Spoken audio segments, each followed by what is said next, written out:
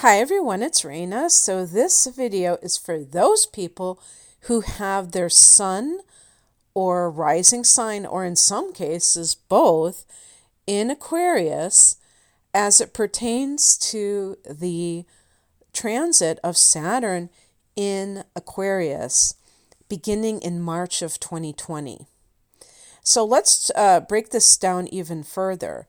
What if you're going to have Saturn in conjunction with your sun sign? What is that going to mean? Well, first of all, it's important to note that there are solar charts and natal charts.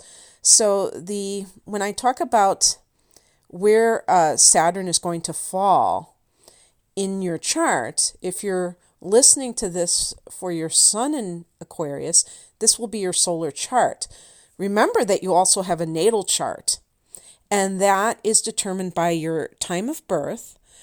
You can plug it in. There are free sites. If you don't know, if you've never looked to see where what your rising sign is, what determines the house placements or structure. You can go, I use astro.com because I feel like it produces a very easy to read chart. Or I would be happy to do a natal chart interpretation for you where I deal with those types of issues. And you can find the information for that in the link below. It's nice to kind of figure out where Saturn is going to be both natally and with your solar chart, because I feel like it gives you full perspective. I think that for your mundane experiences, or I'm looking for another word, developments in life, events. It's in the morning, so please forgive me with my brain waking up. I think that the natal chart can be very helpful for that, but for aspirational things, for the things that you want to accomplish in life, the solar chart can be good for that as well. So both of them, bottom line, is great for trying to see, not just for predictive purposes, but just what you can do on your part to kind of help things along. So, if the sun is where your Aquarius energy is, what we're talking about with Saturn is how things become more crystallized, which means that they're brought into physical manifestation and they're made into solid things. Plans are in your mind. They're not tangible. You have to be a dreamer. You have to be a strategist. That is awesome. I think, it's funny, if you're going to talk about mental things, like if your Mercury is in Aquarius and you have this Saturn transit, that can be good for strategizing because you're going to be more practical about what it is that you're trying to accomplish. But the main thing is this idea of trying to take what you have dreamed about, strategized about, and make it happen in 3D reality. And this is why I think astrology can be so helpful in assisting with that, because we can see the trends that are coming up for us, for instance, this particular one, and we can be encouraged that it will yield really good results if we do something in this area right now. If you're not using astrology, of course there are plenty of successful people in this world that don't use astrology. However, it's almost like flying blind. You're kind of like groping through I don't want to say the darkness of life, but the fog in life, and you kind of find your way that way. But when you have astrology behind you and you see all these transits, you can say, you know what? The universe is going to really put wind in my sails if I do this at this particular juncture in my life. So suffice it to say that no matter how old you are, if you have Saturn in conjunction with your sun sign in Aquarius, you're going to feel more serious in life. But I have to tell you that Aquarius is ruled by more than Uranus. It's ruled by also by Saturn. So it's not something that is foreign to the sign of Aquarius. And the reason this is important to note is because there are going to be signs where Saturn doesn't seem to mesh very well with the sun. And this is not one of them. It's going to actually, I think, give you more of a boost. And one thing I want to say before I forget, if you are a follower of Vedic astrology, would you please, if you feel so inclined, explain to me the importance of Saturn in Vedic astrology? Because I have an inkling, a little feeling here that there is something there. These videos, that I've only done a couple of them so far, and they seem to have garnered a pretty decent amount of views this early on. And it makes me think that it's those people that follow Vedic astrology that are interested in Saturn in particular. Because in Western astrology, well, I'm sure in both types, the idea of Saturn is like this strict father, that is bearing down on us. And a lot of astrologers will hype Saturn in terms like that. And there's a book, if you're interested in Saturn, there's a book by Liz Green called Saturn, That Old, A New Look at That Old Devil. And I actually have just begun reading the introduction to it. I haven't even started on the actual book, but I like what I'm reading because it's exactly how I feel. Basically that same thing, the devil. Think about the tarot card. The devil is connected to Capricorn and Saturn, and Satan and Saturn. And for sure, there may be ways to look at Saturn that feel like a punishment, that Saturn is called the Lord of Karma. Well, we think of the word karma in a bad way as being a punishment when in fact it's nothing of the sort. It's just action. That's what that word means, is action. And it's like there's action and there's reaction. It's as simple as that. It's nothing personal. So in any case, if your sun is there, you're going to feel more, I think you're going to have more of a sense of purpose. And this is going to help you because you're going to take life more seriously. And if this is either your sun or rising sign, Saturn is going to be in your first house. The first house is a house of the self. It's also the house of the body. So suffice it to say, because Saturn can be dealing in all kinds of like organizing, discipline, in the first house, this is a whole new cycle for you.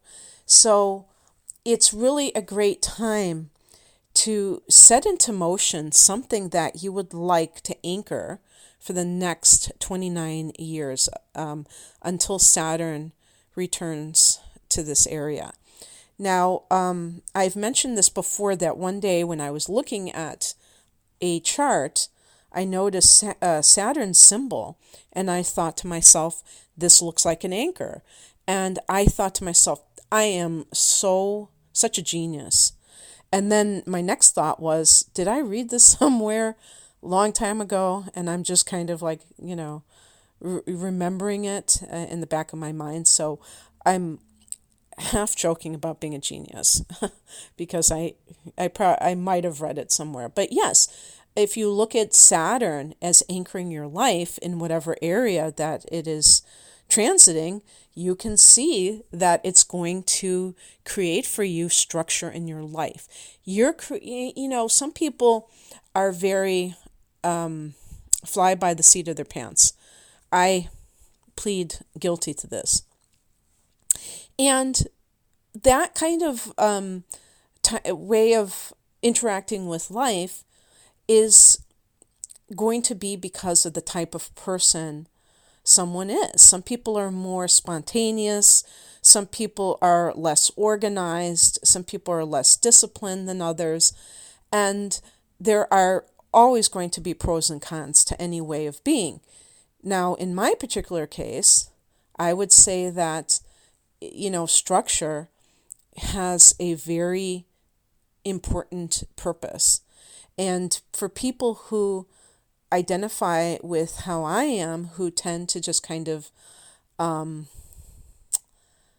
live life as, take life as it comes, you may feel frustrated because you may have certain goals that you wish to meet, and there's a lot of procrastination, a lot of, chaos sometimes, because you're not on task, you're not on a schedule.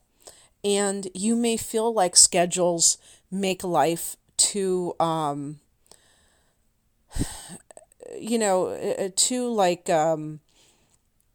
unpleasant, or, I'm thinking of other words that kind of are like that.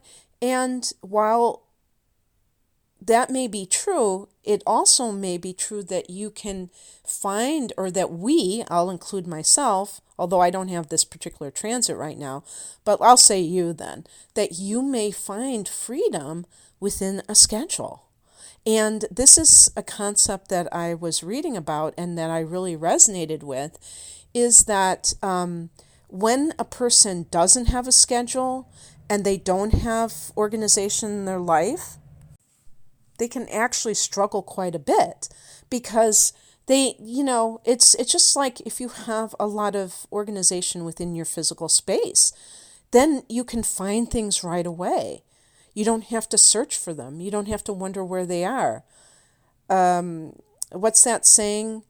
A place for everything and everything in its place. But not all of us are born or wired in a way where this comes naturally. Some of you may be thinking, well, of course you live life that way. That's a no-brainer. But it's not something that everyone thinks about. And so this gives you the opportunity to live life in a much more productive kind of a way. So this is going to be a whole new cycle for that. It can extend to the body, because this is part of the first house. You may be coming up with maybe an exercise routine that really works with your life, that really, that doesn't kind of detract from other things. And you may stick to it because you're going to have that extra oomph behind you to do it. So that's very good. But I always think of the first house, like if you have Jupiter there, Saturn, whatever, that it's going to give a general flavor of this energy for the whole, for the person's whole life in all the areas. Okay. So just think about that. Think about how you can do that. And let me see. I did take some notes. One thing that they said on one of the sites that I kind of referenced is they were talking about, like, you may see physical changes within yourself, like gray hair or wrinkles or something like that, because that can be the sign, Saturn is a sign of age. So that could have an influence on you. As far as I'm concerned, well, of course, regardless of where Saturn falls in your chart, aging is a reality for all of us. What I would say about that, more than just, oh yes, you're going to start to wrinkle like a prune, and you're going to start to get gray hairs, is that this will give you that sign that you have to take care of your body, because you're going to see that the body changes. I mean, let's face it, guys, if you're, if you're over the age of 35, you know that when you were in your 20s, it was so easy to just kind of like do whatever. You can just like eat whatever, do, get like 2 hours of sleep, and you just, keep on keeping on. And then there's, some point in your life where all of a sudden you start to notice differences. And this is why the structures that you put in place can make all the difference in the world. So I'm very happy for you, because I think that this is going to be a very good time. I think that you're going to be able to really make the most of it. And I wanted to give you some dates to pay attention to. So the other thing that should go without saying is that you have to look at your degree of sun sign or your degree of rising sign to really know when this is going to occur for you. I'm just kind of assuming that everybody is at 0 degrees of Aquarius, and that's not the case, obviously. So the date that we see Saturn going into Aquarius is going to be March 21st, which is very symbolic to me, because the astrological new year is occurring on March 19th. So it's right in that same time frame that we have Saturn, this grounding influence, coming into that, into your first house. Now, Saturn is not getting very far in 2020. And this is an important thing to take note of, because even though it does go into your first, it's going to go back into your 12th. And for you, I would love to hear from some of you, if you wouldn't mind, to tell me how the last 2.5 years have been like with Saturn in your 12th house, because I just did the forecast for Pisces about this, and they're going to have it in their 12th house. And so for you guys who are veterans of this, how did it go? Did you have a dark night of the soul? Did you start to make meditation a regular practice? Like, did you kind of cut ties with the past and things like that? So if there's something significant that you wish to share, I'd love to hear it below. But in any case, Saturn is going to retrograde in, let me see, I believe it was March, May. Yes, May 11th. And it's going to be at 1 degree. See, that's all that it's going to go into at in 2020 is 1 degree of Aquarius. Then it's going to go backwards and it's going to lose degrees. By the time it goes back into Capricorn, it will be July 2nd. So the purpose of me telling you this is to make you aware that you may be noticing yourself revisiting some of these issues related to Saturn as it transited your 12th house. Now, the way that I see it is that this could be something karmic, because the 12th house is karmic, Saturn is karmic, and, it can run the gamut of self-defeating patterns within yourself, as well as relationships with others that have really run their course, and you have continued to tolerate them in your life for whatever reason, and you may have had altruistic reasons. Talking to you, Venus and Pisces Aquarians, that kind of thing. People do things with the best of intentions and not realizing how much it's adversely affecting themselves. And those are the kinds of things that these Saturn is very sober, and it's no nonsense. It's a no nonsense type of influence. So it's not going to sugarcoat things for you. And so that's happening. And then Saturn goes direct in late September, the 29th of September to be exact. And then this is very cool because Saturn goes direct at 25 degrees of Capricorn. And of course, when it goes direct, it takes time to get, pick up speed and go to where it was when it left off, which, as I have mentioned, was only 1 degree of Aquarius. But this is what is so awesome. On the 18th of December, Saturn once again goes back into Aquarius. So once again, it re-enters your first house. Or enters your first house. It actually re-enters. And then the very next day, Jupiter goes into Aquarius.